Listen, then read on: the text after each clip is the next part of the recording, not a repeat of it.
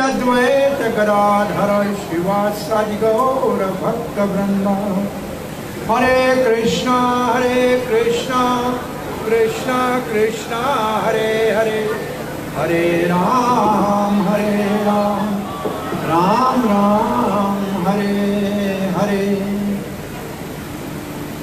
हरे कृष्णा। श्री धाम मायापुर पवित्र स्थान पे श्रीमान नरेश जी और मीना सिंघानिया की ओर से अपने माता पिता के 50 साल विवाह वर्षगांठ के समय संकल्प किया था और अपने पुत्र पुनीत और पुत्री मेघना के विवाह के समय जो उन्होंने संकल्प किया था उसको पूर्ण करने के लिए जो श्रीमद् भागवत का ये 7 दिन का सत्संग रखा है, उसके 5वें दिन की सायंकाल की सभा में आप सबका हार्दिक स्वागत है। प्रातःकाल हमारे सत्संग में 9वें स्कंद श्रीमद् भागवत में सूर्य वंश और चंद्र वंश का वर्णन हुआ। सूर्य वंश में विशेष रूप से भगवान रामचंद्र के अवतार का वर्णन 3 अध्यायों में है और सुखदेव महाराज ने कहा कि आप भली भांति राम के चरित्र को जानते हैं, इसलिए इसका विस्तार नहीं करते। मर्यादा पुरुषोत्तम भगवान श्री रामचंद्र का प्रकट्य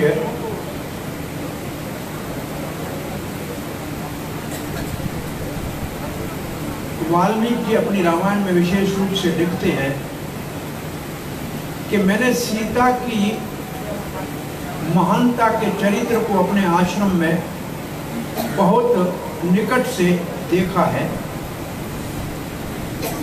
और जो माता सीता की महानता है और जो करुणा रस राम और विशेष रूप से भरत के चरित्र में है,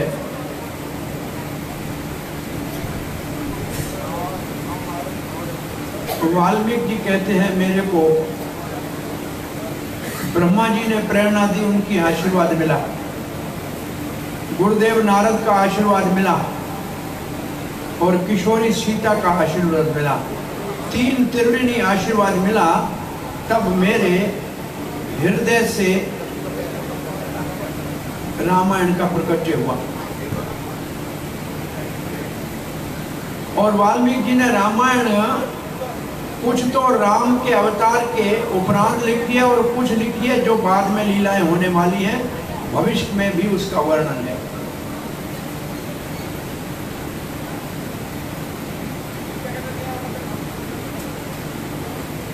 अब इसका विशेष विस्तार करने का समय नहीं है। वैसे राम कथा अपने आप में एक अलग 9 दिन का विषय है। उसको शुरू करेंगे तो राम जी को राज तिलक तक पहुंचाने में बहुत समय लगेगा। तो बाल कांड रामायण का आरंभ है, जिसमें ऋषि श्रृंग के पुत्रेष्टि यज्ञ में सब देवता ब्रह्मा जी को घेर के कहने लगे, आपने ऐसा आशीर्वाद रावण को दिया है कि मानव मात्र का जीना हराम कर दिया है उसने, बड़े संकट में है सब। और कुंभकर्ण तो रोज नाश्ते में 100 साधु खा जाता है, शाम तक तो पूरा नगर का नाश कर देता है। तो ब्रह्मा जी अब कुछ कहें उससे पहले भगवान विष्णु का प्रकट्य वहां हुआ और सबने कहा भगवान विष्णु हम आपको नियुक्त करते हैं कि अब इस संकट से आप हमको पार कीजिए। भगवान विष्णु ने कहा आप सब देवता अपने अपने यज्ञ के भाग को लेके जाओ, आनंद करो, मैं अपने आप को इस यज्ञ में देने के लिए आया हूँ और यज्ञ से जो कलुष निकलेगा उसके अंदर जो खीर होगा पायसम, उसके अंदर मैं प्रवेश करके दशरथ के घर में 4 रूपों में प्रकट हो जाऊंगा, राम लक्ष्मण भरत और शत्रुघ्न के रूप में। भगवान विष्णु ने ऐसे सब देवताओं को कहा और ये कहा आप देवता भी सब मेरी सहायता और सेवा करने के लिए अपने अंश से उत्पन्न होना। वायुदेव ने कहा मेरे अंश से मैंने हनुमान जी को पहले प्रकट कर दिया है, आपकी सेवा में आएगा। सूर्यदेव ने कहा मेरा पुत्र ये जो रहेगा सुग्रीव आपकी सेवा में रहेगा, सूर्य का पुत्र है सुग्रीव। और विश्वकर्मा ने कहा मेरे बच्चे दोनों आपकी सेवा में रहेंगे, आपकी सेतु बांधने का सेवा करेंगे, नल और नील, ऐसे सारे देवता वानर और रीछों में। और ब्रह्मा जी ने अपने अंश से पुत्र के रूप में जामवत को प्रकट किया। और फिर भगवान श्री रामचंद्र के विद्या पाठ के समय वशिष्ठ जी की गुरुकुल में महाराज दशरथ 4 बच्चों को ले गए। वशिष्ठ जी ने कहा आप जाइए महाराज, हम इसकी दीक्षा का प्रबंध करते हैं। नहीं, पिता के सामने एडमिशन होनी चाहिए ना, बोला आप जाइए। आगे का पालन किया। जैसे ही दशरथ चले गए, वशिष्ठ जी ने राम जी को प्रणाम किया, चारों भाइयों को प्रणाम किया कि साक्षात आप भगवान हो, मैं जानता हूँ, मेरे को आपने गुरु बनने का सौभाग्य दिया है और इसीलिए मैंने ब्रह्मा जी से प्रोहित स्वीकार करी थी कि आप पुत्र के रूप में दशरथ के घर में आएंगे और मेरे को गुरु बनने का सौभाग्य मिलेगा। गुरु का वात्सल्य का प्रेम होता है भगवान के प्रति। अब आप मुझे अनुमति दें, मैं आपकी शिक्षा का कार्य करूं। ऐसे तो वशिष्ठ जी दशरथ के सामने राम को प्रणाम तो नहीं कर सकता था, इसलिए वशिष्ठ जी ने रामचंद्र और दशरथ महाराज को घर भेज दिया। और शिक्षा पूरी हुई, घर आए, तब तक विश्वामित्र लेने के लिए आए कि वो रावण का अनुचर सुभाव और मारीच हमारे यज्ञ विध्वंस कर रहे हैं, राम जी को नहीं दूंगा। दशरथ तो मूर्छित हो गए, कई राम के बगैर मेरे प्राण निकल जाएंगे, महाराज और कुछ मांग लीजिए। विश्वामित्र ने कहा मैं जानता हूं राम को, आपका गुरु जानता है, आप पुत्र मोह में हैं। उस वक्त वशिष्ठ जी उठे और रात जनक जी के कान में कहा कि ये विश्वामित्र अपने आप में समर्थ है, गायत्री को प्रकट करने वाला है, ये तो सारे राक्षसों के वंश का विनाश कर सकता है, परंतु यज्ञ में ये कार्य नहीं कर सकता। असल में आपके पुत्र को बहुत दिव्य अस्त्र शस्त्र देने के लिए मांगने आया है। और इतना भी नहीं, आप जो विचार कर रहे थे कि ना बच्चों का विवाह करना है, ये विश्वामित्र राम के लिए विवाह का भी मानव व्यवस्था करके देगा। इतना कहना गुरु जी का, दशरथ कहते हैं नहीं राम अकेला नहीं, लक्ष्मण को भी साथ ले जाओ। इसको कहते हैं साधु अगर समझाए किसी को तो लोग संसार में बहुत बड़ा परिवर्तन उनके जीवन में आ जाता है। जहां दशरथ देने को तैयार नहीं थे, वशिष्ठ जी के कहने के ऊपर एक के बजाय 2 बच्चे विश्वामित्र के साथ भेज दिए। तो साधु का शिक्षा बहुत बड़ा परिवर्तन करता है। विश्वामित्र में सरयू के किनारे दोनों भाइयों को बिठाया और फिर राम जी को कहा आपको मैं बल और अति बल विद्या देता हूँ, इस विद्या को प्राप्त करने के बाद आपको भूख नहीं लगेगी, प्यास नहीं लगेगी, कभी युद्ध में आप थकेंगे नहीं और आप हर प्रश्न का उत्तर देने में समर्थ रहेंगे। राम जी ने वही विद्या लक्ष्मण को दी क्योंकि ये परंपरा है। और आगे चले हैं तो एक वन के अंदर ताटका आई है और ताटका को राम जी को महाराज विश्वामित्र कहते हैं इस राक्षसी को मारो। नहीं तो स्त्री है, बोला दुष्टा है या किसी को जीवित नहीं छोड़ती है।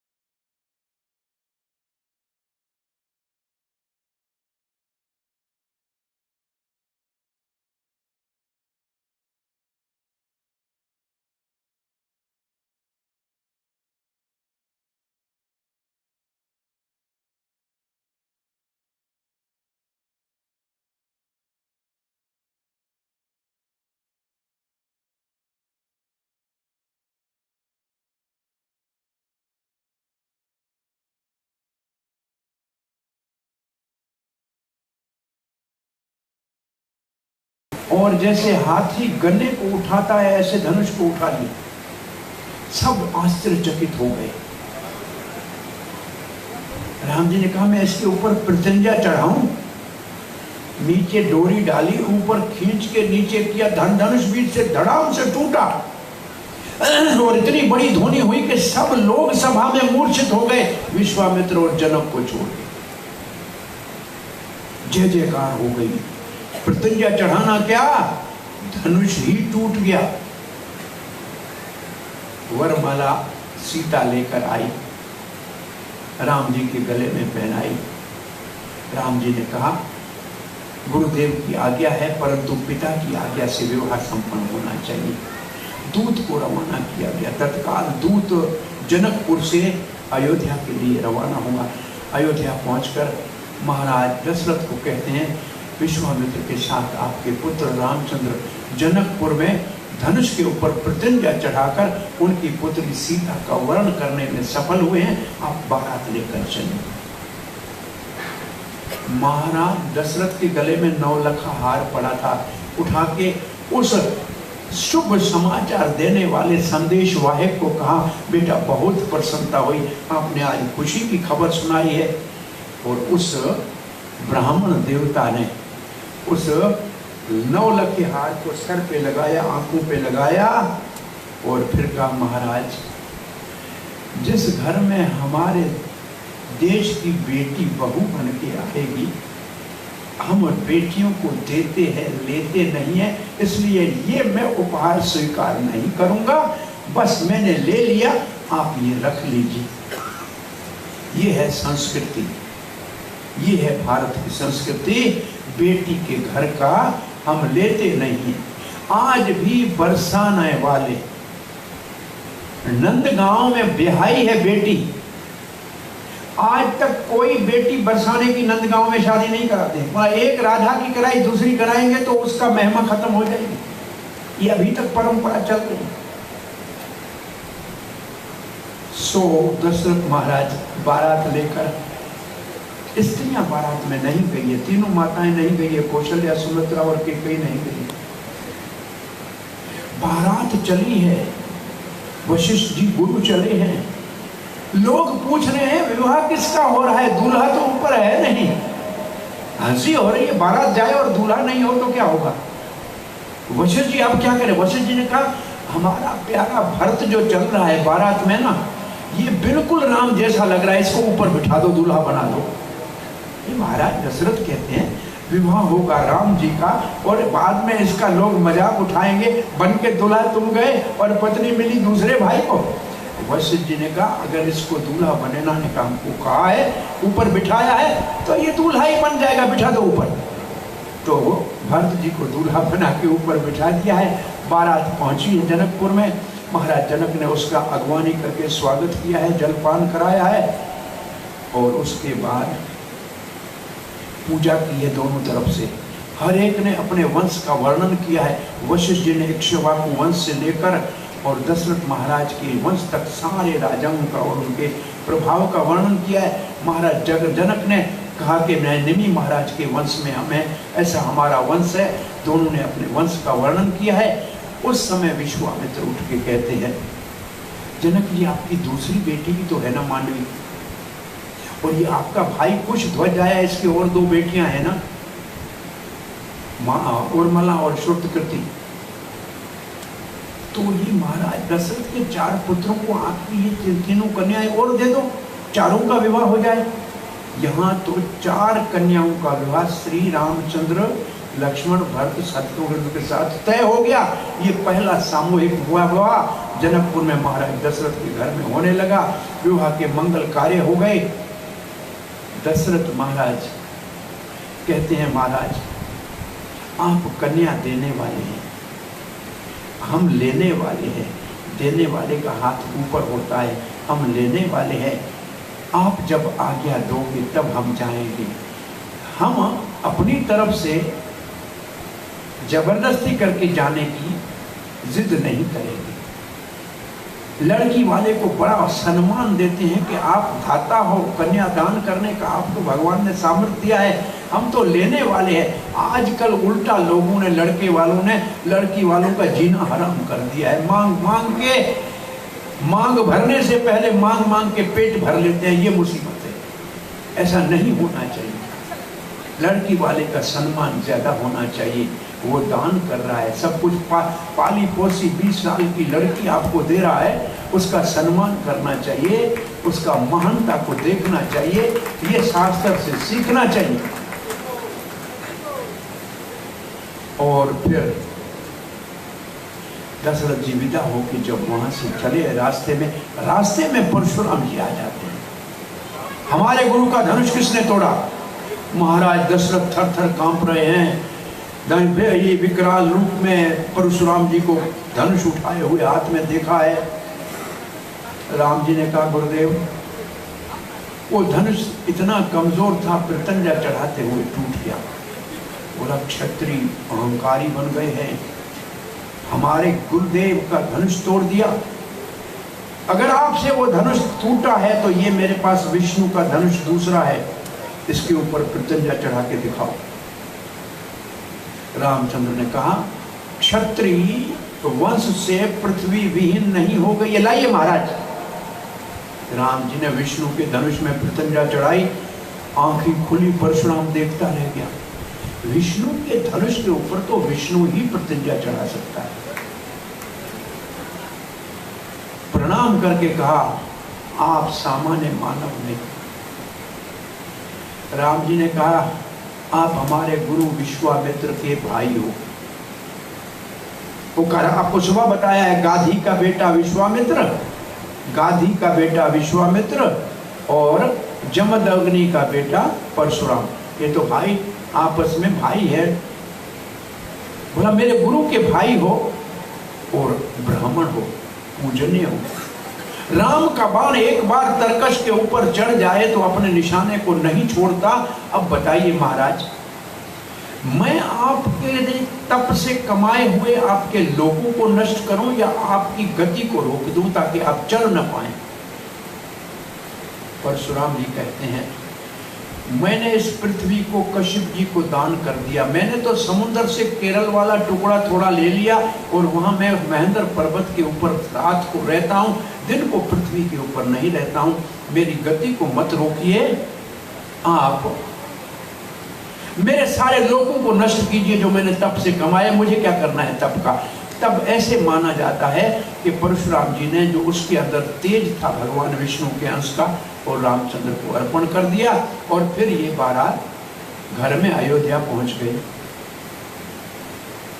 सीता जी के मुंह दिखाने में कैकेयी ने कहा, हम अपने सुंदर पुत्र के लिए जो पुत्र वधू ढूंढ रहे थे, आज इतनी सुंदर चंद्रमुखी आप किशोरी सीता आई हो, आपके मुख दिखाने में मैं ये कनक भवन जो बना हुआ है आपको भेंट देती हूँ। आज भी अयोध्या में कनक भवन है जो कैकेयी ने सीता को मुंह दिखाने में दिया था। कौशल्य ने कहा, मुंह दिखाने में आपको मैं मेरा प्रेम से पाला हुआ ये पुत्र रामचंद्र आपको अब देती हूँ। और तब सुमित्रा कहती है, आज तक लक्ष्मण की माता मैं अपने आप को मानती थी, आज मुंह दिखाई में लक्ष्मण आज से आपका पुत्र है, मैं इससे अपना अधिकार उठा लेती हूँ। इतना बड़ा सीता को सम्मान मिला है। और अयोध्या कांड यहाँ पूरा होता है जब युधाजीत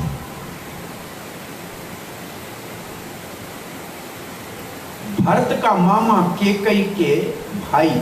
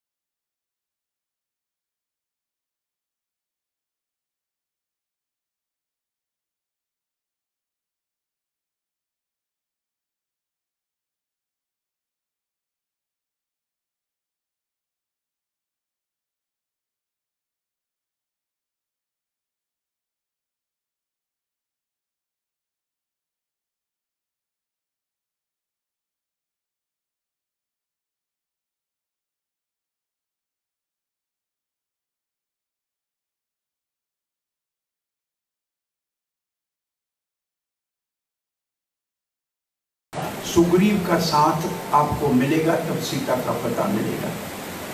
और यहाँ पंपा सरोवर पे जब पहुँचते हैं, सबरी माता ने बेर खिलाया, यहाँ अरण्य कांड पूरा हुआ। यहाँ से किष्किंधा कांड शुरू होता है और किष्किंधा कांड में हनुमान जी राम जी को सुग्रीव से मिलाते हैं। बाली का उद्धार होता है, सुग्रीव को राज मिलता है, परंतु सुग्रीव आनंद में अपने मौज में लगा। चतुर्मास बरसात का हो गया, भगवान राम जी बैठे हैं सीता के वियोग में। तब लक्ष्मण ने जाके सुग्रीव को कहा कि जिस बाण ने बाली का प्राण लिया है, आपके प्राण भी ले सकता है। हनुमान जी ने, अंगद जी ने शांत किया और सुग्रीव ने गलती अपनी मानी।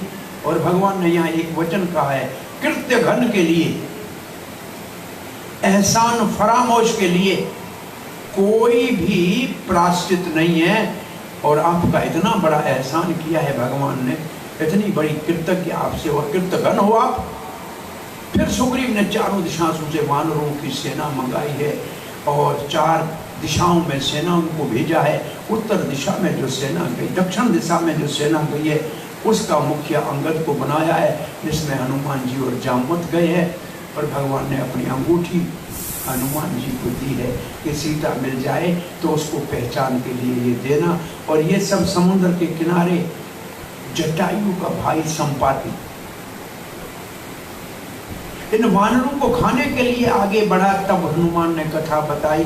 एक तो था गीधराज जटायु, जिसने राम के लिए अपने प्राण की आहुति दी, और दूसरा ये गीध देखो राम भक्तों को खा रहा है। उसने कहा मेरा भाई जटायु, मैं उसका बड़ा भाई था, अरे उसी को बचाते हुए सूर्य ने मेरे पंख जला दिए थे। और मेरे को ये कहा था, जब वानर राम जी के सीता को ढूंढते हुए यहाँ आए, वो आपको समुद्र में स्नान कराएंगे तो आपके पंख निकल आएंगे। आप मेरे को स्नान कराओ, मैं आपको यहाँ से देख सकता हूँ कि सीता कहाँ बैठी है, बताऊंगा। वानरों ने कहा वैसे मरना तो इधर भी है, मरना उधर भी है, अगर पता नहीं ले गए तो महीने से ज्यादा हो गया है, सुग्रीव मार देगा। जाके उस संपाति को स्नान कराया, उसके नए पर आ गए। उसने कहा सामने लंका में 100 योजन दूर सीता बैठी है, मैं जाके रावण को मार के ला सकता था। रावण की पीठ के ऊपर मेरे पंजों के निशान है, लेकिन हमने आपस में संधि की है, मैं युद्ध नहीं कर सकता अब। परंतु सारे इस युद्ध के, राम रावण के युद्ध के बाद जो सब गिरे थे लंका में, जटायु सारे गीधों को लाकर पूरी रणभूमि की सफाई जटायु ने की थी। ये रामायण में आपको लिखी हुई नहीं मिलेगी। जटायु ने बहुत बड़ी सेवा की थी, सारी युद्ध भूमि को साफ कर दिया था लड़ाई के उपरांत। सबने कहा मैं 100 योजन, मैं 10 योजन, 20 योजन, 50 योजन। अंगद ने कहा 100 योजन जा तो सकता हूँ, वापस पता नहीं आऊं कि ना आऊं। तब सबने कहा हनुमान जी आप क्यों चुप हो? हनुमान ने कहा 100 योजन जाके आ भी सकता हूँ, चाहो तो लंका का सत्यानाश भी कर सकता हूँ। आप लोग यहीं रुकिएगा, मैं जाता हूँ, पता लेकर आता हूँ, जाइएगा नहीं। महेंद्र पर्वत के ऊपर चढ़ा, हनुमान ने छलांग लगाई, रास्ते में बाधाएं आई, सबको पार करके हनुमान जी लंका में त्रिकूट पर्वत के ऊपर उतरे हैं।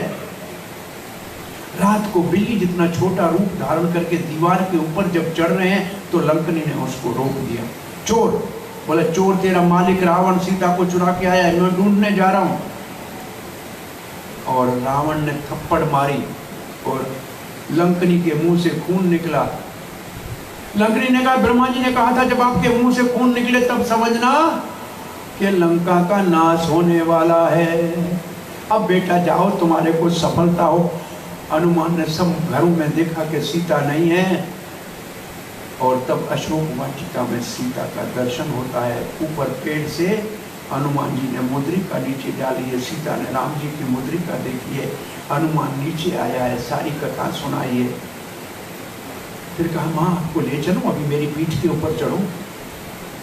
सीता कहती है बेटा, पर पुरुष को मैंने अपने इच्छा से हाथ भी नहीं लगाया है। रावण बलात् मुझे उठा के जरूर लाया है, परंतु मैं आपकी पीठ के ऊपर चढ़ के ये शोभा नहीं देता। और ये चुरा के लाया है, तुम भी चुरा के मुझे यहाँ से ले जाओ, ये भी राम की कीर्ति नहीं बढ़ाएगा। और बेटा समुद्र में कहीं तुम्हारे पीछे ये राक्षस लगे और तुम उनसे लड़ो और मैं गिर जाऊं तो राम जी को बहुत पश्चाताप होगा। परंतु मैं चाहती हूं कि राम जी आए और आदर के साथ इन राक्षसों को दंडित करके मुझको ले जाएं, इसमें रामचंद्र की कीर्ति होगी। ये महानता है सीता माता की। कौन कहेगा कि मुझे आजाद नहीं होना है, क्योंकि मैं तो यहीं रहने को तैयार हूं। लेकिन आप राम जी को कहना, एक दिन तो तिनके को आपने ब्रह्मास्त्र बना दिया था और इंद्र के बेटे जयंत को कोई जगह दुनिया में नहीं मिली थी, आपके चरणों में आके गिरा था। आज ये राक्षस रावण अभी तक जीवित क्यों है? हनुमान ने कहा मां भूख लगी है। बेटा ये तो अशोक वाटिका का रावण का बगीचा है। बोला मैया उसको मैं देख लूंगा। बोला काटना कुछ मत। बोला कुछ नहीं करूंगा, मैं पेड़ को हिलाऊंगा, जो गिरा वही खाऊंगा।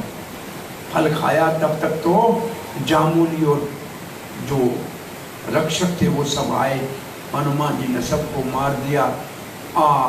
रावण का बेटा अशोक कुमार आया, अक्षय कुमार आया, उसको मार दिया। तब मेघनाथ ने ब्रह्मपाश से हनुमान को बांध दिया। हनुमान को तो वरदान था ब्रह्मपाश कुछ नहीं करेगा, ब्रह्मा जी ने दे दिया था। लेकिन ब्रह्मपाश का सम्मान करके हनुमान जी बैठ गए, पकड़ के ले गए राम की दरबार में, अपनी पूंछ का आसन बना के कहा सुन लो लंकेश, सीता को वापस दो, अपने जीवन को और अपने सारे लंका और इस सब वंश को बचा लो। अरे वानर, इसको मृत्यु दंड दे दो। विभीषण ने उठ के कहा दूत को मृत्यु दंड नहीं देते। बोला फिर इसको पूंछ में बड़ा इस प्रेम होता है, इसकी पूंछ के ऊपर कपड़ा बांध के आग लगा दो। और सारी पूंछ के ऊपर कपड़े लगाए, ऊपर तेल डाला, हनुमान जी की पूंछ को आग लगाई। हनुमान ने उड़ के सारी लंका को आग लगाई। देखा मेरी पूंछ तो ठंडी है, आग नहीं लग रही है, क्यों? क्या हो गया? अरे वायुदेव ने कहा अग्निदेव मैं तुम्हारा सारथी हूं, मेरे बेटे की पूंछ कैसे तुम जलाओगे? और मैया सीता कह रही है हे अग्निदेव, अगर मैं आपके पास पहले धरोवर में बैठी हूं तो मेरे पुत्र हनुमान की पूंछ को मत जलाना। अरे हनुमान लगता है पूंछ को किसी ने आइसक्रीम में रख दिया है, अग्नि का कोई परवाह नहीं, और सारा लंका जल गया। हनुमान ने समुद्र में पूंछ को भिजाया और माँ सीता के पास आया। सीता ने कहा मैं समझा तुम जल गए। बोला माता आपकी आशीर्वाद से मुझे कुछ नहीं हुआ, अब मैं जा रहा हूँ। और वहाँ से वापस हनुमान आए हंसते हुए, सब आनंद में मगन हो गए। सीता का पता लग गया, सब भागते हुए आए हैं। पता है भगवान को सीता ने अपनी चूड़ामणि जो ऊपर लगाते हैं वो राम जी को दी थी कि इसको राम जी को दिखाना कि आप मिल के आए हो, पता लग जाएगा। राम जी को अब पता लग गया। अब यहाँ से सेना रवानी हो गई। ये सुंदर कांड पूरा हुआ। और फिर समुद्र के ऊपर सीता पर सेतु बंधने से पहले विभीषण भगवान के शरण में कैसे आता है, और विभीषण के कहने के ऊपर समुद्र की पूजा की। समुद्र 3 दिन नहीं आया, तब भगवान राम ने बाण का अनुसंधान किया, समुद्र हाथ जोड़ के खड़ा हो गया। और फिर कहा कि मेरे ऊपर सेतु बांध लो। ये नल और नील को पहले से ही वरदान है, पत्थर तरेगा इसका।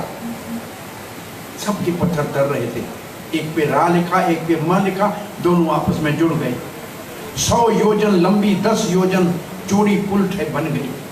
उसके ऊपर वृक्ष डाल के वानरों ने साथ में, और इतनी लंबी हो गई तैरते हुए वानर भी चल रहे थे। सेतु जब तैयार हो गई तो उसके ऊपर हनुमान जी के कंधे के ऊपर राम जी चढ़े और लक्ष्मण के कंधे के ऊपर अंगद के कंधे के ऊपर लक्ष्मण जी चले हैं। और ये सेना सीधी लंका में पहुंची है। बीच में लंबी कथाएं हैं, लेकिन लंका में सेना के पहुंचने के बाद युद्ध के अंदर आए दिन राक्षस मरने लगे। कुंभकर्ण के नींद में उठने के बाद मारा गया राम जी के द्वारा। और तब मेघनाथ ने लक्ष्मण को मूर्छित किया। राम हाहाकार करने लगे। हनुमान संजीवनी बूटी लेकर आए थे। और इसके बाद विभीषण ने कहा मेघनाथ इस वक्त निकुंभला देवी के वहाँ यज्ञ कर रहा है, ये यज्ञ प्राप्त पूरा हो गया तो उसको जीतना मुश्किल है, चलो उधर आक्रमण करते हैं। और लक्ष्मण ने मेघनाथ का वध किया। 14 साल वनवास क्यों किया?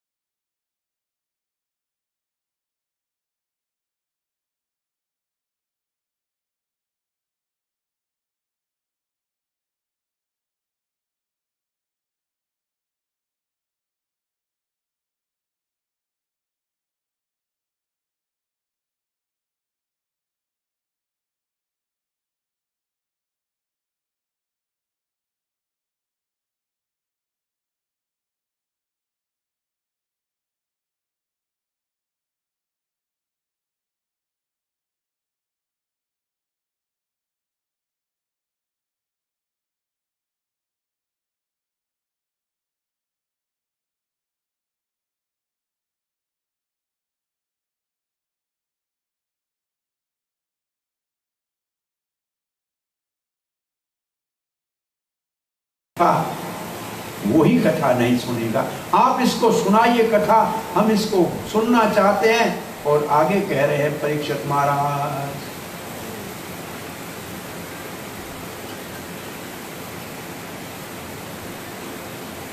अपनी बात कह रहे हैं। पितामह में सुम्रे अमरांजयी, मेरे पितामह अर्जुन समर के अंदर, लड़ाई के अंदर, युद्ध भूमि के अंदर अमरांजयी, अमरांजयी, हाँ 5 पांडव सारे, उनकी बात कह रहे हैं। अमरांजयी, अरे देवताओं की सहायता के लिए युद्ध करने वाले थे, कोई सामान्य व्यक्ति नहीं थे। अमरापुरी कहते हैं इंद्र के राज को, उसका नाम है अमरापुरी, उसके ऊपर विजय प्राप्त करने वाले थे। और फिर लिखा है दुर्तयं कौरव सैन्य सागरम, कौरवों की सेना का सागर पार करना मुश्किल था। भीषम द्रोण तटा जयद्रथ दला गंधार नीलोत्पला। अरे महाभारत के अंतर्गत कुरुक्षेत्र की लड़ाई की नदी के 2 किनारे भीषम और द्रोण थे, जिनको विजय कर प्राप्त करना किसी के बस की बात नहीं थी। और कर्ण, ये तीनों परशुराम के शिष्य हैं, इनका मुकाबला कोई नहीं कर सकता है। कृतवातम वस्त पदम समयत पलवः, लेकिन भगवान इसने बड़े सागर को गाय के बछड़े के खुर में पड़े हुए पानी जितना कर दिया, और हमारे पितामह उसके पार हो गए। कैवर तक केशव की कृपा से ऐसे महान योद्धाओं के ऊपर हमारे पितामहों ने विजय प्राप्त की। संतान बीजम कुरु पांडवानाम, अपनी बात कह रहा है कि कौरवों और पांडवों का अंतिम बीज मैं ही था, मेरी माँ उत्तरा के गर्भ में। जुगोप्त कुक्षिम गत आत चक्रो, अरे भगवान मेरी माँ के उदर में आया और सुदर्शन चक्र की तरह गदा को चला के मेरी रक्षा की थी। अरे मेरा भाई है, उसी उदर में आया है, उसकी कथा तो विस्तार से बताओ। सुखदेव महाराज 4 श्लोकों में कृष्ण की कथा को पूरा मत करो। मातुश्च मेया शरणम गतया, मेरी माता भगवान श्री कृष्ण के शरण में गई। वीर्याणि तस्या अखिल देह भाजाम, भगवान ने उसके शरीर को और मेरे शरीर की रक्षा की। अंतर बाह्य पुरुष काल रूपई, भगवान बाहर भी बैठा था, अंदर भी परमात्मा से रूप से आया, और भगवान काल रूप भी है। प्रियच्छतो मृत्युम उत्रा उतामृतम च माया मनुष्यस्य वदस्व विदान, मानव के रूप में भगवान ने कौन सी लीलाएं की, कृपा करके उनका विस्तार से वर्णन कीजिए। और आगे कह रहे हैं परीक्षित महाराज, रोहिण्यास्तन यह प्रोक्त, तो आपने कहा बलराम रोहिणी का पुत्र है। राम संकृष्ण त्वयार, जिसका नाम राम और संकृष्ण है, आपने बताया रोहिणी का पुत्र है। ये हम पढ़ रहे हैं 10:1-8। देवकिया गर्भ संबंध, आपने कहा कि देवकी के भी 7वें गर्भ में बलराम आया था। कुतो देहांतराम बिना, अरे 2 माताओं का पुत्र बिना शरीर के बदले कैसे हो सकता है, जरा ये भी बताइए। और क्या बताएं? कस्मान मुकुंदो भगवान पितृज्ञात ब्रजम गतः, अरे भगवान मुकुंद अपने पिता का घर छोड़ के ब्रज में क्यों गए? क्ववासम जाति भी शारदम कृतवान सात्वतां पति,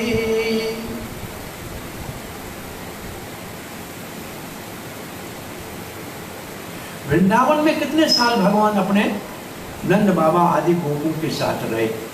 और फिर पूछ रहे हैं एक और प्रश्न, व्रजे वसन के मकुरुन, ब्रज में बैठ के क्या लीला की भगवान ने? मधुपुर्याम च केशव, मथुरा में भी भगवान की लीलाओं का वर्णन विस्तार से करना। और फिर कहते हैं भ्रात्रम चावधीत कंसाम मातृदधात अन्न, जरा ये तो बताइए अपने मामे कंस का वध क्यों किया? अरे कोई अपने बहन के भाई को मारता है क्या? इसका क्या कारण था, ये भी विस्तार से बताइएगा। और फिर लिखा है अहम देहम मानुषम आश्रित्य कति वर्षाणि वृष्णिभिः। भगवान ने मानव लीला इस धरती के ऊपर वृष्णि वंशों के साथ यदुपुर्याम सावासित, यदुपुरी में मतलब द्वारका में रह के कितने दिन लीला की। पत्नियां कत्या भवम प्रभो, कितनी महारानियों के साथ भगवान ने विवाह किया। एक भी नहीं छोड़ना चाहता है परीक्षित। श्री कृष्ण की पूरी 90 अध्यायों में कथा सुनना चाहता है। 90 चैप्टर, 335 चैप्टर है सारी भागवत में, 335 अध्याय है, उसमें से 90 अध्याय सिर्फ दशम स्कंद में है। एतदन्यत सर्वम में, ये और भी जो भी मुने कृष्ण विचेषितम, कृष्ण के विषय में जो कुछ भी है हे महामुनि इसको विस्तार से बताए। वक्त महर्षि सर्वज्ञ, आप सब कुछ जानते हैं, आप कृपा करके बताइए। श्रद्धा दानस्य विस्तरम, मैं हम श्रद्धालु हैं, आप इसको विस्तार से बताइए। और इसको पीते पीते हम नहीं थक रहे हैं। उस वक्त सुखदेव महाराज ने सावधान होकर कहा 5वां दिन शुरू हो रहा है, 4 दिन पूरे हो रहे हैं, महाराज थोड़ा जलपान तो कर लीजिए। परीक्षित कहते हैं एक दिन प्यास लगी थी तब ऋषि का अपमान किया था, परंतु अब आपके मुख से अमृत पीते हुए कोई प्यास नहीं है, कोई भूख नहीं है, आप कथा धारावत सुनाते रहिए। तब सूत गोस्वामी कहते हैं ऐसे जब सुना अच्छी तरह से परीक्षित के प्रश्नों को सुखदेव गोस्वामी ने, तो सुखदेव गोस्वामी बोले, क्या कह रहे सुखदेव, सम्यक व्यवस्थिता बुद्धि, वाह वाह वाह महाराज परीक्षित, अंत समय है और आपकी बुद्धि इतनी भगवान में लगी हुई है, आप धन्य हो। तत्व राजऋषि सताम, तव राजऋषि सताम, हे राग ऋषियों में श्रेष्ठ। परीक्षित ने कहा था परीक्षित को मुनि सताम, परीक्षित कहता है राज ऋषि सताम, आपकी बुद्धि को नमस्कार है, भगवान में इतनी तलीन है। वासुदेव कथायाम ते, भगवान श्री कृष्ण की कथा में इतनी रुचि है।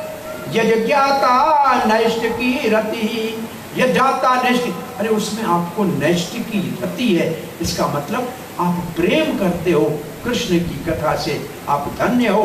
और फिर ये बहुत प्रसिद्ध श्लोक है, वासुदेव कथा प्रसन्न पुनः पुरुषाम तृण पुनाति। भगवान श्री कृष्ण की कथा 3 को पवित्र करती है। 3 को, किसको? वक्तारम जो बोलता है उसको, पृच्छतम जो आयोजन करता है और पूछता है कि कथा कब करोगे, श्रोत्रम और जो सुनते हैं उनको, तीनों को पवित्र करती है। आयोजन करने वाले को, वो कथा करने वाले को और सुनने वाले को पवित्र करती है। तदपाद सलीलम यथा, जैसे भगवान के चरणों से निकली हुई गंगा स्वर्ग लोक को पवित्र करती है, धरती को पवित्र करके पाताल को भी पवित्र करती है। सो कथा 3 को पवित्र करती है। सबसे ज्यादा लाभ किसको होता है आप जरा बताइए, तो मैं दूसरा श्लोक पढ़ूं। हाँ, सबसे ज्यादा लाभ बोलने वाले को, उसको 2 फायदे हैं, श्रवण भी हो रहा है, कीर्तन भी हो रहा है। आपका सिर्फ श्रवण हो रहा है, वक्ता का कीर्तन श्रवण दोनों होते हैं, 2 अंग पूरे हो रहे हैं भक्ति के। इसके बाद सुखदेव महाराज ने बिना भूमिका की कथा शुरू कर दी। भूमि के ऊपर इतना भार बढ़ गया कि पृथ्वी माता अपने पुत्र ब्रह्मा जी के पास चली गई कि ब्रह्मा जी, इन आदितायु राजा के भार से मैं बड़ी दुखी हूँ। ब्रह्मा जी ने शंकर जी आदि को साथ लिया और क्षीर सागर के ऊपर पुरुष सूक्त से भगवान विष्णु की प्रार्थना की। तब भगवान विष्णु ने ब्रह्मा जी के हृदय में कहा, मैं पृथ्वी के संकट से अच्छी तरह से अवगत हूं। पृथ्वी मेरी पत्नी है, पति को पत्नी के दुख का पता कैसे नहीं होगा, मैं जानता हूं। अब मैं यदुवंश में श्री के साथ, कहा है श्री के प्रिय करने के लिए मैं श्री जी राधा के साथ प्रकट होने जा रहा हूं।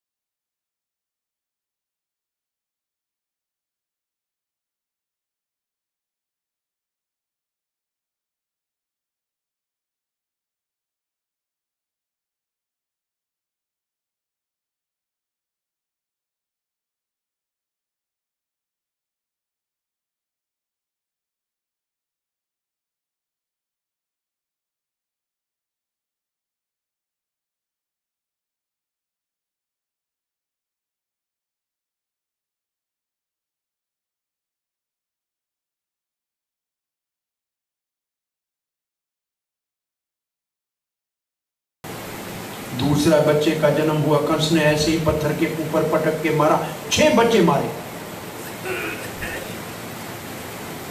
7वां बलराम जी गर्भ में आया। तब श्री कृष्ण क्या कहते हैं, गोलोक में बैठे हुए ये कथा शुरू करें उससे पहले ये 6 जो बालक मारे कंस ने, ये कौन थे और नारद ने मरवाए क्यों? इनको बोलते हैं षड गर्भ। 6 गर्भ कौन थे ये थे मरीचि के पुत्र देवता। ये ब्रह्मा जी के ऊपर हंसे थे।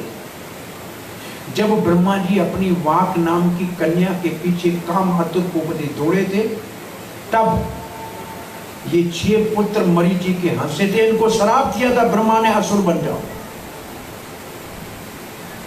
और ये कथा भगवान श्री चैतन्य महाप्रभु जगन्नाथपुरी में बता रहे हैं। एक ब्राह्मण को, जो ब्राह्मण आके कहता है, भगवान आपको तो मैं साक्षात राधा कृष्ण का जुगल स्वरूप मानता हूं, परंतु ये नित्यानंद रेशमी कपड़े पहनता है, सन्यासी पान चबाता है, इसके ऊपर मुझे विश्वास नहीं आता।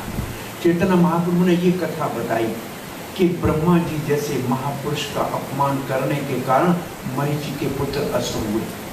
बलराम जी वो संकर्षण, वो ही नित्यानंद है, उसके प्रति अवज्ञा करने से बहुत बड़ा दोष लग जाएगा। अरे नित्यानंद, वैशाख का गले में हाथ डाल के शराब की बोतल भी ले तो भी मेरे लिए पूजनीय है। चैतन्य महाप्रभु कहते हैं, महाजन वैष्णव की क्रिया मुद्रा को जान नहीं सकते हो। इसलिए ये 6 बच्चे असुर बने हिरण्याकश के यहाँ तपस्या कर रहे थे। हिरण्याकश ने श्राप दिया, अपने पिता के हाथों मारे जाओगे। ये काल नेमी के पुत्र थे और कंस काल नेमी था और कंस के हाथों से इनको मरना था। तो नारद जी ये जानते थे, इसलिए इन 6 को मरवा दिया। ये 6 कहाँ गए? आपको सुबह हमने बताया था, बलि महाराज के वहां ये 6 चले गए। सूतल लोक में रह रहे थे। एक दिन द्वारका में श्री कृष्ण के पास प्रणाम करना, देवकी के पास प्रणाम करने के लिए कृष्ण बलराम गए। देवकी ने कहा, बेटा मैंने सुना है आपने अपने गुरुदेव शांतिपनि मुनि के पुत्र को मरे हुए जमलोक से वापस ला के दिया था। अरे मेरे 6 लाल उस दुष्ट कंस ने मेरे सामने पत्थर के ऊपर पटक के मारे थे, क्या वो ला सकते हो बेटा वापस? कृष्ण बलराम ने कहा, मां क्यों नहीं लाते हैं, हम ला देंगे। चले गए सूतल लोक में बलि महाराज के पास कृष्ण बलराम। बलि महाराज ने स्वागत किया, प्रणाम किया, पूजा की, कैसे पधारे भगवान, दया की, दर्शन दिया। बोला 6 बच्चे जो यहाँ आपके पास हैं, ये मेरी माँ दर्शन करना चाहती है। उन 6 बच्चों को कृष्ण बलराम सूतल लोक से वापस लाए। माँ देवकी ने बच्चों को देखा, स्तन में दूध आ गया और उन बच्चों को कृष्ण का प्रसाद का दूध मिला। वो असुर जोनि से मुक्त होके वापस देवता बने। ये कथा इन 6 बच्चों की है। अब भगवान श्री कृष्ण, अब बलराम जी देवकी के गर्भ में आए। क्यों? क्योंकि भगवान के आने से पहले उनका आसन तो आना चाहिए ना। भगवान तो शेष के ऊपर बैठते हैं और सोते हैं, तो शेष ने आके देवकी के गर्भ में भगवान के लिए आसन बनाया। तब भगवान श्री कृष्ण गोलोक लोक में बैठे हुए देवी का आह्वान किया, हे देवी, हे भद्रे कल्याणी, तुम एक काम करो। ये जो बलराम इस वक्त देवकी के उदर में गया है ना, मेरे लिए मेरा अंश है। माम काम संकर्षण मेरा अंश है। धाम, ये धाम है, मेरा अंश है। ये मेरे आसन को बनाने के लिए गया है, लेकिन ये है रोहिणी का पुत्र, ये रोहिणी का नेत्र पुत्र है। इसको आप खींच के रोहिणी के गर्भ में स्थापित कर दो, क्योंकि आप इसको खींच के ले जाओगे, इसका नाम संकर्षण होगा। क्योंकि ये बड़ा बलशाली होगा, इसलिए इस लोग बलभद्र कहेंगे और सबको आनंद देगा, इसलिए राम कहेंगे। देवी ने कहा, एक माँ के गर्भ से दूसरे के गर्भ में ले जाना बच्चा। बोला, भद्रे कल्याणी, हमारी आशीर्वाद से ये संभव है। ओम बोलो और जाके काम करो, हम आपको आशीर्वाद देते हैं। भगवान ने कहा देवी आपका विंध्याचल में पूजा होगी, वैष्णवी के नाम से, कात्यायनी के नाम से पूजा होगी, और आसाम में पूजा होगी आपकी, कहीं चंडी के नाम से होगी, और इस पृथ्वी के लोग आपकी पूजा करेंगे। भगवान ने देवी को आशीर्वाद दिया और देवी ने जाकर रोहिणी के गर्भ में, जो गर्भवती थी, रोहिणी जब गर्भवती हुई मथुरा में, कंस हाउस अरेस्ट था, अन्य कंस की पत्नियां उससे मिलने जाती थी। रोहिणी जब गर्भवती हुई तो काका अक्रूर उसको घोड़ी के ऊपर चढ़ा के नंद के भवन में छोड़ के आया। और आप आज सुबह सुन चुके हैं, नंद बाबा और वसुदेव आपस में चाचा के लड़के भाई हैं। रोहिणी के गर्भ में लगा के गर्भ मेरा गिर रहा है, थोड़ी देर के बाद लगा नहीं मैं ठीक हूं, क्योंकि बलराम जी रोहिणी के गर्भ में आ गए। और वहां कंस के ऊपर कलंक लगा के 7वां गर्भ देवकी का गिरा दिया। तब भगवान अपि विश्वात्मा भक्तानाम भयंकर, भगवान जो सबके हृदय में विराजमान है, सबसे प्रेम करते हैं, वो भक्तों को निर्भय करने के लिए आवेश अंश भागे न, अपने सारे अंशों को अपने साथ लेकर, और नरसिंह को, वामन को, राम को, सबको अपने अंदर समाकर आविष्ट मन अनंक दुमदुभि, वसुदेव के मन में प्रवेश किया और वसुदेव चमकने लगे। और वसुदेव के मन से भगवान देवकी के हृदय में स्थान अंतर हो गए। देव रूपेण देवकी, उसका मंगल करने के लिए, जैसे उदाहरण दिया है, जैसे सूर्य अस्त होता है पश्चिम में और पूर्व दिशा से चंद्रमा उगता है, प्राची दिशा से चंद्रमा उगता है, ऐसे वसुदेव के हृदय से जैसे सूर्य अस्त हो रहा है और देवकी के हृदय में वो चंद्रमा की तरह प्रकट हो गई। ये प्रकट होना लिखा है श्रील प्रभुपाद जी ने, देवकी और वसुदेव के यहाँ कृष्ण का जन्म सामान्य स्त्री पुरुष के मिलने जैसे नहीं हुआ। ये सावित्र जन्म है। ये ऐसे है जैसे गुरु शिष्य को दीक्षा देता है तो अपने हृदय में प्रकट किए हुए भगवान को शिष्य के हृदय में स्थानांतर करता है। ऐसे मानो वसुदेव ने देवकी को दीक्षा दे दी और देवकी चमकने लगी, और देवकी के हृदय में भगवान आया, उधर भी हवा से भरने लगा। देवकी अपने चमक को छुपा रही थी, जैसे हरे कृष्णा, देवकी अपने प्रकाश को छुपा रही थी, जैसे आग के ऊपर कहीं राख आ गई हो, जैसे विद्वानों की विद्या ढकी हुई हो। और कंस कारागृह में आया। कंस देखा, अरे ये तो गर्भवती लग रही है, इतनी प्रसन्न मैंने कभी इसको नहीं देखा है, लगता है मेरा मारने वाला इसके उदर में आ गया। परंतु गर्भवती है, नारी है, मेरी बहन है, मेरे आश्रित है, इसको मारना अधर्म है। भगवान जिसके हृदय में आता है, कंस जैसा दुष्ट भी सुधर जाता। थोड़ी देर के लिए सुधर गया, कंस चला गया। अब भागवत लिखती है, देवता सारे, शंकर, ब्रह्मा, चंद्र, इंद्र, नारद, और ये सब गर्भ में स्तुति करने के लिए आए। देवकी पहले तो कंस के कारागृह में आए, कारागृह के अंदर देवकी के उदर में जो भगवान था उसकी स्तुति कर रहे हैं। अरे गर्भ की निंदा की गई है, लेकिन जब भगवान आते हैं गर्भ में तो उसकी स्तुति ब्रह्मा जी और शंकर करते हैं। कहते हैं सत्यव्रतम त्रिसत्यम परम सत्यम, भगवान आपका वचन सत्य है। आपने कहा कि आप अवतार लेंगे और आप अवतार लेके आ गए। अरे भगवान आप अवतार लेते हैं तभी तो हमको पता लगता है कि भगवान कौन है। और ये संत महात्मा आपके चरण कमलों की नौका बनाते हैं और उस नाव के ऊपर चढ़ने की जरूरत नहीं है, उनका ध्यान करके संसार सागर को पार कर जाते हैं और जाने के बाद नाव पीछे छोड़ के जाते हैं। ये भक्ति का साधन छोड़ के जाते हैं, दूसरे भी भगवान के धाम जा सकते हैं। और देवता कहते हैं परंतु जो ज्ञानी अपने आप को मुक्त मानते हैं, बहुत परिश्रम भी करते हैं, लेकिन भगवान के चरण कमलों की निंदा करने के कारण वो पतंती अधः, वो वापस गिरते हैं। फिर देवता कहते हैं देवकी और वासुदेव आप घबराओ नहीं, आपका रक्षा करने वाला और विश्व का पालक अब आ गया है, अब आपको कोई डरने की जरूरत नहीं है कंस से।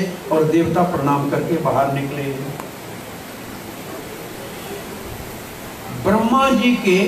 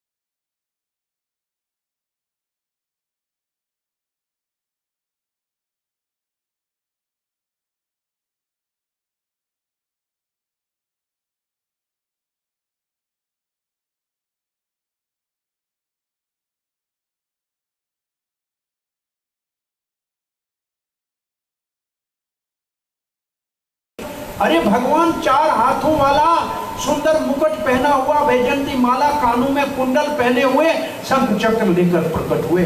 वसुदेव ने प्रणाम किया, कहा भगवान साक्षात आप हमारे पुत्र के रूप में आए हैं, आपने हमारा कल्याण कर दिया।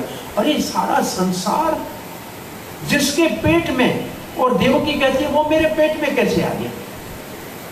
भगवान आप छोटे बालक बन जाओ। तब भगवान ने बोलना शुरू किया, कहा वसुदेव और देवकी पहले आप प्रश्नी और सुतपा थे। हाँ, आपने बहुत तपस्या की, मेरे जैसा पुत्र चाहा, मेरे जैसा और कोई होता नहीं है, इसलिए मैं आपका 3 बार पुत्र बना। पहले प्रश्नी गर्भा बना, फिर आदित्य और कश्यप जब हुए तो मैं वामन देव होकर आया। अब वसुदेव और देवकी आपके घर में मैं वसुदेव कृष्ण के रूप में प्रकट हुआ हूँ। अरे माँ, तुम्हें लगता है कि 4 हाथ वाले को लोग हंसी उड़ाएंगे तो ठीक है, मैं बच्चा बन जाता हूँ। और श्री कृष्ण छोटे बालक बन गए। और कृष्ण जब यहाँ बालक बने हैं तब कृष्ण ने कुछ कहा ततश्च सौरेर परचोदयात्, सूरसेन के पुत्र अब आप मेरे को इस सूत की गिरा से लो और नंद गोकुल में जो गायों से अलंकृत है, गोपियों से अलंकृत है, वहां ले चल यशोदा के पलंग के ऊपर रखो। वहां एक बालकी ने जन्म लिया है, उसको मेरी अनुजा को आप यहाँ लेकर आओ। वसुदेव को भगवान ने जन्म लेते हुए ये आदेश दिया है। तो भगवान का जन्म ऐसा कोई बालक पैदा हुआ है क्या कलकत्ते में जो नर्सिंग होम में अपने माता पिता को कहे कि मेरे को घर ले चलो? हुआ है क्या ऐसा कोई? ये भगवान का जन्म कर्म च मे दिवम एवं जो वेति तत्वतः त्यक्त्वा देहम पुनर्जन्म नयति मामेति सो अर्जुन। भगवान का जन्म और कर्म दिव्य है, इसको तत्व से जो जानेगा वो भगवान के धाम जाएगा। और जो इसको कहेगा निराकार है, आकार है, साकार है, माकार है, काकार है, वो बेचारा नरक में जाएगा। हरे कृष्णा कृष्णा कृष्णा हरे हरे, हरे राम राम राम हरे हरे। अब टाइम है, खाओगे ये नंद के आनंद भयो, तैयार हो? ठीक है ना? वो तो अभी ठहरो भाई, बहुत देर है। अब यहां से कथा को आगे करें उससे पहले दूसरे तरफ थोड़ा चलो हमारे साथ। नंद बाबा बीच का भाई है, बड़ा उपनंद है, और नंद नंदन सुनंदन ये छोटे हैं। सबने कहा नंद को हम अपना राजा बनाते हैं, हम उसके साथ उपेंद्र की तरह, जैसे भगवान वामन देव इंद्र का छोटा भाई बन गया, तो हम भी हमारे भाई मजले भाई नंद के अनुयायी बन जाएंगे। क्योंकि ये नंद ऐसा है, अपने प्रेम से पाले हुए पुत्र को भी अपने भाई को देके दुखी नहीं होता है, और इसलिए नंद को राजा बना दिया। और नंद का विवाह हुआ सुमुखा गोप की पुत्री यशोदा के साथ, जिसका जन्म का नाम देवकी है, और उसको यशोदा सबको यश दे लिए इसलिए कहते हैं। उसका नाम भी देवकी है, ये पुराणों में लिखा है। और नंद भी वासुदेव है, क्योंकि वसु धरा और दुर्, धरा वसु नंद में प्रवेश किया है, तो वसु नंद वसुदेव है। इसलिए जो बालक ब्रह्मा के एक दिन में प्रकट होता है वो है नंद नंदन यशोदा नंदन गोलोक अधिपति श्री कृष्ण। परंतु चैतन्य चरितमृत लिखती है, क्योंकि ब्रह्मा जी ने प्रार्थना की थी पृथ्वी के भार के लिए, तो विष्णु के अवतार लेने के लिए भी प्रार्थना की गई थी, और श्री कृष्ण का अवतार तो होना ही था, इसलिए दोनों मिलके एक होकर आ गए। अच्छा, वसुदेव नंद जी का विवाह हो गया यशोदा के साथ। हरे कृष्णा। यशोदा के साथ विवाह हुआ, कोई संतान नहीं। नंद बाबा की एक बहन है सुनंदा, एकादशी का व्रत रखा नंद बाबा ने, 12 महीना पूरा एकादशी का व्रत रखा। और सुबह स्नान करके नंद बाबा जमुना से आ रहे थे, सुबह 4 का टाइम था। ये ब्राह्मण लोग अपने घर के बाहर ओटे के ऊपर बैठे हुए दान कर रहे थे। नंद बाबा ने अपने चप्पल उतारे, ब्राह्मणों को प्रणाम किया। ब्राह्मणों के मुख से निकला पुत्रवान भव नंद। नंद बाबा हंसने लगा, अरे इस उम्र में किसी को पुत्र होता है क्या? ब्राह्मणों आशीर्वाद देते हैं तो सोच समझ के दिया करो। अरे ब्राह्मण कहते हैं जो आशीर्वाद हृदय से निकलता है वो भगवान की प्रेरणा से निकलता है, हमने सोच समझ के नहीं दिया है। नंद बाबा अपने घर में जाके सालग्राम की पूजा करने लगे। ब्राह्मण स्नान करके सांडल्य ऋषि के पास चले गए। बोला हमने तो आज नंद बाबा को आशीर्वाद दे दिया। बोला इतने ब्राह्मण ने आशीर्वाद दिया तो सत्य होगा ही होगा। बस नंद बाबा बड़ा दिल वाला है, उसको बोलो यज्ञ कराए। और यज्ञ में 18 अक्षर के गोपाल मंत्र का उच्चारण करेंगे और 1 करोड़ का जप करेंगे और उसके 10वें सम का यज्ञ करेंगे। और नंद बाबा को बोलो ब्राह्मणों को हलवा पूरी खीर दबा के खिलाएगा तो घर में पुत्र जरूर आएगा। अब तो सब ब्राह्मणों ने आकर नंद बाबा को कहा नंद बाबा यज्ञ कराओ। बोला वाह वाह ब्राह्मण देवता करो यज्ञ, ये हमारे घर में घी दूध दही की कोई कमी नहीं है, मौज से यज्ञ करो और रोज रबड़ी खाओ, दबा के खाओ। और जब यज्ञ की पूर्ण आहुति हो रही है, जब पूरा हो गया करोड़ का, यज्ञ की पूर्ण आहुति हो रही है, आकाश में से नीला प्रकाश नीचे उतर रहा है और नीला प्रकाश नीचे आते आते वो प्रकाश नंद बाबा के हृदय में प्रवेश कर गया। सबने देखा, आश्चर्य हुआ और नंद के हृदय से वो प्रकाश यशोदा के हृदय में आ गया। अब यशोदा गर्भवती हो गई और उस वक्त मधु मंगल को लेकर पूर्णमासी ब्रज में आई है। पूर्णमासी ने कहा यशोदा तेरे घर में बालक होगा, तुम्हारे को बधाई हो। अरे आपके मुंह में मिश्री और घी, आप यहाँ रहो, कुटिया बना के देते हैं योगिनी। और फिर यशोदा गर्भवती हो गई और उसी दिन जब वसुदेव के वहां प्रार्थना हो रही थी, उस दिन सुबह नंद बाबा ने स्वप्न देखा कि यशोदा के गोद में एक छोटा नीला बालक दूध पिया। यशोदा ने भी स्वप्न देखा कि छोटा नीलमणि बालक नंद की गोद में उसकी दाढ़ी से खेल रहा है। दोनों सुबह उठ के आपस में बात करते हैं, आज ये स्वप्न मैंने देखा। अरे मैंने भी स्वप्न देखा, इसका फल क्या है? तब तक सांडल्य ऋषि उनके गुरु आते हैं। गुरुदेव ये स्वप्न देखा। गुरुदेव ने कहा आज रात को मध्य रात्रि तक आपके घर में बालक का जन्म हो जाएगा। अरे तब सुनंदा को बुलाओ, बुआ को तो आना चाहिए, बिना बुआ के घर में कैसे प्रसव होगा? वो सुनंदा को बुलाने के लिए बैलगाड़ी गई है।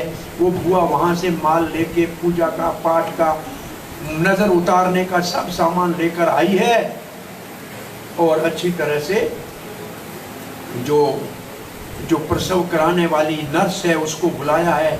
उसने यशोदा को देखा है, कहा है कि इसके उदर में 2 बच्चे दिख रहे हैं। ये यहां तैयारी हो रही है। यशोदा के यहां बालक का जन्म हुआ एक लड़की के साथ। जो बालक है वो स्वयं भगवान श्री कृष्ण है और जो बालकी है वो है योगमाया। वसुदेव और देवकी के यहाँ चतुर्भुज रूप में भगवान वसुदेव कृष्ण का जन्म हुआ और वो जन्म हुआ रोहिणी नक्षत्र के दूसरे चरण में। उसका नाम है वसुदेव कृष्ण वस। और जो बालक जन्म लिया यशोदा के यहाँ, वो तीसरे चरण में रोहिणी नक्षत्र के जन्म लिया, उसका नाम है बिहारी। वो विहार करेगा, वो रास बिहारी बनेगा। ये थोड़ा सा पंडित जी एक चरण का अंतर है दोनों में। अब ये 2 बच्चे कैसे हो गए और 2 एक कैसे हो गए? इस कथा को आगे करें उससे पहले चलिए वहां से कथा को शुरू करते हैं। वसुदेव को जब भगवान ने कहा कि मुझे ले चलो और नंद गोकुल में ले चलो, तो वसुदेव ने बालक को गोद में लिया, छाती से लगाया, नरम कपड़े के ऊपर बिठाया। जैसे कृष्ण को छाती से लगाया, हाथ की हथकड़ी खुल गई, पांव की बेड़ियां खुल गई। अरे भगवान जिसके हृदय में आता है उसका कोई बंधन नहीं है, सब बंधन खत्म हो जाते हैं। वसुदेव वाहक कृष्ण वाहक वसुदेव, कृष्ण वसुदेव को हाथ में लेके जा रहा है। दरवाजे खुल गए, मोटे मोटे ताले अपने आप खुल गए, कोई आवाज नहीं हुआ। जैसे सूरज उगता है अंधेरा चला जाता है, और माया ने, महामाया ने सारे सिपाहियों को सुला दिया। श्री कृष्ण को लेके वसुदेव बाहर आए तो आकाश में बादल हंसने लगे कि कई बार हमने समुद्र को प्रार्थना की थी कि मेरे को भगवान का दर्शन कराओ, भगवान तो समुद्र आपके अंदर सोते हैं ना। और ये हमेशा समुद्र कहता था पहले परोपकार करो, समुद्र के पानी को मीठा करो, बरसाओ, फिर तुम्हारे को भगवान का दर्शन कराएंगे। आज ये जो भगवान आया है इसके नाम के साथ हमारा नाम जुड़ेगा, ये घनश्याम कहलाएगा। अरे घन तो बादल को कहेंगे, हमारे नाम वाला घनश्याम आ रहा है, इसका स्नान भी नहीं किया है, चलो इसका अभिषेक करते हैं। ऊपर से हल्की हल्की बूंदाबांदी होने लगी और कृष्ण का अभिषेक कर रहा है।